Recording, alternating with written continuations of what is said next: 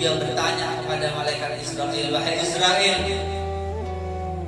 apakah begini rasa daripada sakaratul maut? Apakah juga nantinya umat-umatku bakal merasakan sakit sakaratul maut yang seperti aku rasakan, wahai Israil? Maka malaikat Israil menjawab, ya Rasulullah, ini adalah caraku untuk mencabut nyawa kekasih Allah yang paling lembut, ya Rasulullah, yang paling halus, ya Rasulullah. Maka ketika Rasulullah SAW dapat jawaban, ternyata pasti kita sebagai umat Nabi Muhammad bakal merasakan sakit sakaratul maut yang lebih dirasakan oleh Rasulullah SAW. Doa terakhir Nabi Muhammad SAW, beliau angkat kedua tangannya, beliau berdoa kepada Allah Subhanahu wa taala, meminta kepada Allah Subhanahu wa taala, memintakan kita sebagai umatnya. Beliau mengatakan doanya, ya Allah, kalau memang nanti umatku bakal merasakan sakit sakaratul maut yang lebih yang aku rasakan, maka aku akan menanggung setengah daripada sakit sakaratul umatku. Sallallahu alaihi wasallam.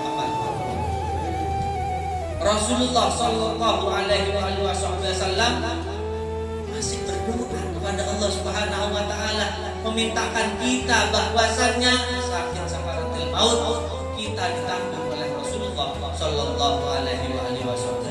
Oleh karena itu, ya, oleh kita bubar dari majelis ini, jangan lagi kita lupa terhadap Nabi Muhammad. Jangan lagi kita lalai terhadap Nabi Muhammad sallallahu alaihi wasallam. Rasulullah ini memandang semuanya kepada umat-umat beliau. Rasulullah kenal kepada umat-umat beliau. Bagaimana cara kenal Nabi Muhammad terhadap kita? Satu riwayat yang mana Rasulullah kenal kepada kita sebagai umatnya, Allah ini menciptakan satu malaikat di sebelah kanan kita. Nah, bukan pencatat amal baik atau amal jelek, tetapi khusus satu malaikat ini, yang mana tugas daripada satu malaikat ini adalah menyampaikan sholawat dan salam yang kita baca. Ya, sholawat dan salam yang kita baca, saya baca sholawat sekali, Allahumma sholli ala sayyidina Muhammad wa ala alihi wa sahbihi wasallam. Satu malaikat ini langsung Allah perintahkan menuju ke makam Nabi Muhammad SAW, yang mana satu malaikat ini menyampaikan nama kita dan menyampaikan nama ayah kita. Fulan bin Fulan disebut, Fulanah binti Fulan kalau perempuan disebut. Ya Rasulullah, umat Anda baru saja mengucapkan sholawat dan salam kepada Anda.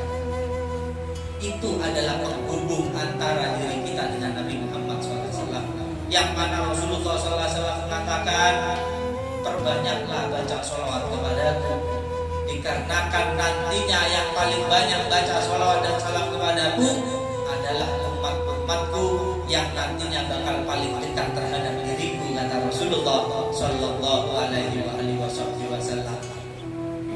Mau dekat atau tidak dengan Nabi Muhammad? Pasti kita sebagai umat Nabi pasti ingin dekat dengan Nabi Muhammad sallallahu alaihi wasallam. Oleh karena itu perbanyak sholawat kita. Yang asalnya baca mungkin 10 kali dalam satu hari, tambah jadi 50 kali. Yang asalnya 50 kali jadikan 100 kali. Yang sudah 100 kali jadikan 500 kali. 500 kali jadikan 1000. Sebanyak mungkin kita baca sholawat dan salam kepada Rasulullah sallallahu alaihi wasallam.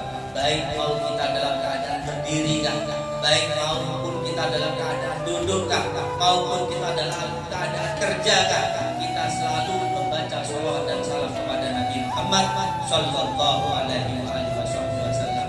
Jangan sampai hidup kita di dunia ini sia-sia. Hidup kita di dunia ini sebentar saja.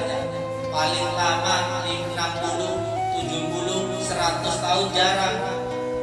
Ya, bisa dihitung umat Nabi yang jumlah umurnya ini 100 tahun jarang. Kebanyakan 50 tahun, 60 tahun, lebih sedikit. Jangan sia-siakan umur yang diberikan oleh Allah Subhanahu wa taala. Ya, semoga kita dapat mempergunakan umur yang diberikan oleh Allah untuk selalu membaca sholawat dan salam kepada Rasulullah sallallahu alaihi wasallam. Satu riwayat tentang seseorang yang begitu banyak baca salawat dan salam kepada Rasulullah SAW. Satu riwayat ini tentang Syekh Ahmad Al-Jazuli. Imam Ahmad Al-Jazuli ini yang mana beliau ini malu terhadap anak perempuan yang berusia 8 tahun. Yang mana beliau ini rasa cintanya yang dianggap begitu luar biasa terhadap Nabi dikalahkan oleh anak perempuan yang berusia 8 tahun. Ketika beliau bersafar, ketika masuk waktu zuhur, yang mana beliau ini ketika bingung hendak mengambil air itu, beliau ini melihat satu sumur yang mana sumur ini airnya begitu dalam. Ketika beliau ini menarik talinya, ternyata talinya ini lepas daripada timba tersebut. Ketika beliau ini kebingungan bagaimana cara untuk menaikkan air supaya beliau ini bisa mengambil air itu. Ketika beliau ini dalam keadaan kebingungan, ada satu anak perempuan yang mana satu anak perempuan ini ketika dipanggil oleh Al-Imam Ahmad Al-Jazuli ditanya bagaimana cara untuk mengambil air sumur yang dalam ini, yang mana aku ingin mengerjakan sholat zuhur susah saat mengambilnya. Maka anak perempuan ini heran terhadap Imam Ahmad Al-Jazuli. Dilihat pakaiannya pakaian ulama yang begitu besar. Ketika dilihat, anak ini mengatakan begitu gampang untuk mengambil air daripada sumur ini. Ketika anak perempuan yang usia 8 tahun ini mendekat ke mulut sumur, anak perempuan ini membaca sesuatu, maka anak perempuan ini mengeluarkan sesuatu dari mulutnya seperti meludah. Ketika sudah dibacakan dan diludahi ke dalam mulut sumur itu, maka airnya ini meluap ke atas. Airnya ini naik ke atas. Imam Ahmad Al-Jazuli kaget. Maka beliau dipersilahkan, silahkan Anda wudhu wahai imam. Maka ketika beliau wudhu, selesai ngambil wudhu, selesai sholat, Imam Ahmad Al-Jazuli ini harus mengetahui rahasia yang mana bisa diangkat derajat anak perempuan yang berusia 8 tahun tadi. Tanya, wahai anak perempuan, aku lihat tadi Allah memberikan satu karomah terhadap kamu. Tolong ajarkan kepadaku amalan yang kamu istaka, yang kamu lazimkan, amalan yang istiqomah kamu baca. Maka anak perempuan itu mengatakan gampang. Ya, seluruh doa yang keluar dari mulutku pasti diterima oleh Allah Subhanahu wa taala. Pasti digabulkan oleh Allah Subhanahu wa taala. Apa amalannya? Maka anak perempuan itu mengatakan, amalanku cuma baca sholawat dan salam kepada Nabi Muhammad Sallallahu Alaihi Wasallam. Imam Ahmad Al-Jazuli mengatakan, aku pun membaca sholawat dan salam kepada Nabi Muhammad. Kamu baca sholawat, aku juga baca, kata Imam Ahmad Al-Jazuli. Apa yang membedakan sholawat kamu dengan sholawatku, kata Imam Ahmad? Maka anak perempuan berusia 8 tahun mengatakan, aku baca sholawat dan salam kepada Nabi Muhammad sebanyak 15.000 kali dalam satu hari. 15.000 sholawat dalam satu hari. Ketika Imam Ahmad Al-Jazuli dapat kabar ternyata anak perempuan ini satu hari baca 15.000 sholawat kepada Nabi, Imam Ahmad Al-Jazuli gak jadi safar. Beliau pulang, mengurung diri, berkhalwat pada kamar beliau. Beliau janji di dalam diri beliau tidak akan keluar dari khalwatnya sebelum mendapat sesuatu yang diridhoi oleh Allah Subhanahu wa taala. Ketika beliau keluar dari khalwatnya, beliau ini mengarang satu sholawat yang beliau kasih nama Dalail Khairat.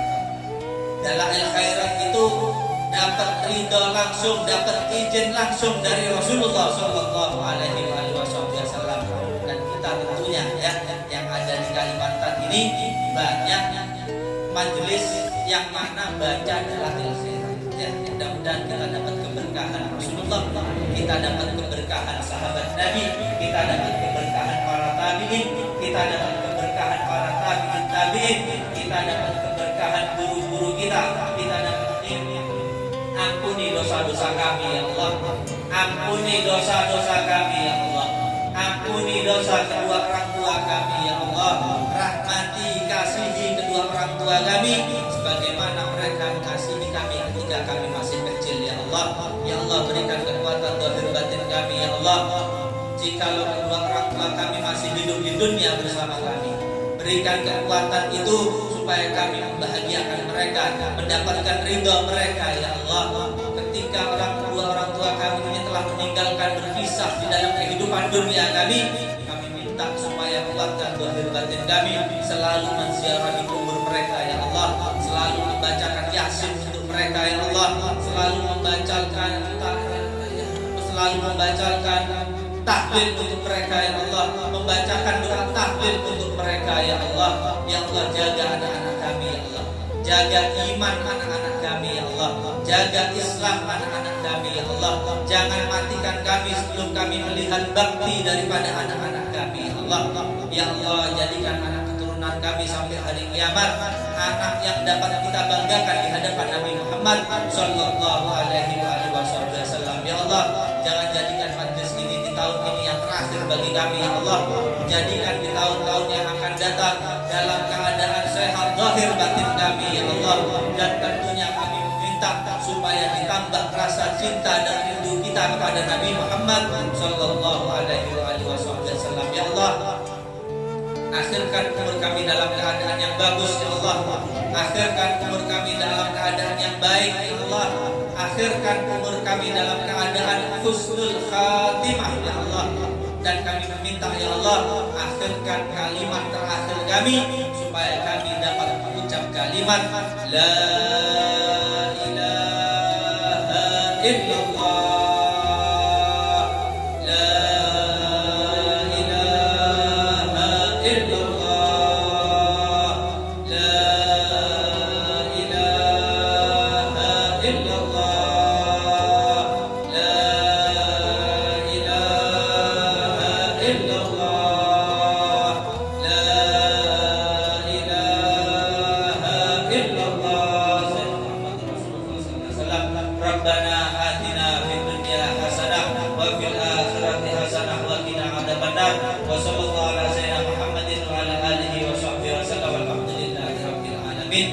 Kurang lebihnya mohon maaf.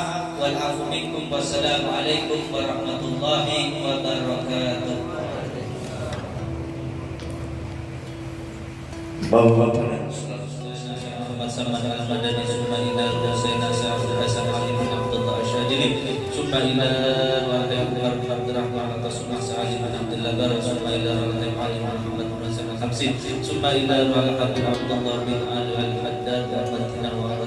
sallallahu alaihi muslimin amma khususan sahibul wilayah sallallahu alaihi menjadi kejadian Abdul Ghani Sukul Murtabura Abdul Haji Zulhiyadun wa ila hadratin Nabi Muhammad sallallahu alaihi wasallam bisirril Fatihah.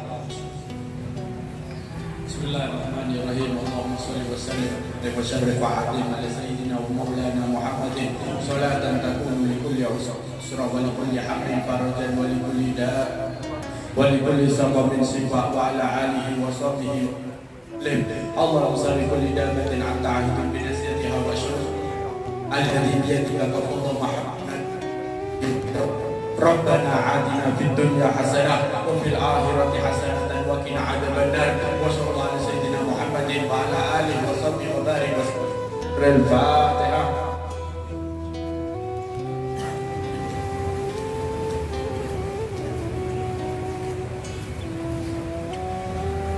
Demikianlah. Jangan lupa subscribe channel kami ya, biar kamu gak ketinggalan cerita-cerita menarik dari kami.